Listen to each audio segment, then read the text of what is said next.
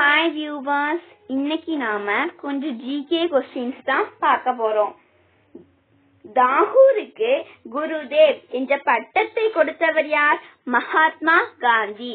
தாகூருக்கு குருதேவ் என்ற பட்டத்தை கொடுத்தவர் மகாத்மா காந்தி. காந்திக்கு மகாத்மா பட்டம் கொடுத்தவர் யார்? ரவீந்திரநாத் தாகூர். காந்திக்கு மகாத்மா பட்டம் கொடுத்தவர் யார்? ரவீந்திரநாத் தாகூர். உலக ஜூனியர் பட்டத்தை வென்ற முதல் இந்திய சதுரங்க விளையாட்டு வீரர் யார்? விஸ்வநாதன் ஆனந்த். உலக ஜூனியர் பட்டத்தை வென்ற முதல் இந்திய சதுரங்க விளையாட்டு வீரர் யார்? விஸ்வநாதன் ஆனந்த். தென்னாப்பிரிக்கா மண்ணில் டெஸ்ட் மேட்சில் இந்தியா எந்த ஆண்டு முதலாக வெற்றி பெற்றது? 2006 ஆண்டில். தென்னாப்பிரிக்க மண்ணில் டெஸ்ட் மேட்சில் இந்தியா எந்த ஆண்டு முதலாக வெற்றி பெற்றது? 2006 ஆண்டில். பிரதமராக இருந்த போதும் சீருடை அணிந்தவர் யார்? Winston Churchill. பிரதமராக இருந்த போதும் சீருடை அணிந்தவர் யார்? Winston Churchill.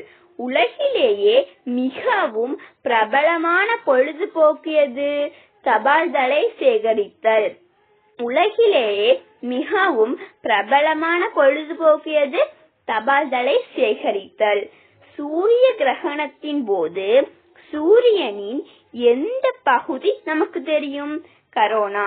சூரிய கிரகணத்தின் போது சூரியனின் எந்த பகுதி நமக்கு தெரியும்? கரோனா. குங்குமப்பூவில் அதிகம் உள்ளது எது? ரிபோக்ளோவின். குங்குமப்பூவில் அதிகம் உள்ளது எது? ரிபோக்ளோவின். எள் உற்பத்தியில் முன்னிலையில் உள்ள நாடு எது? இந்தியா. எள் உற்பத்தியில் முன்னிலையில் உள்ள நாடு எது?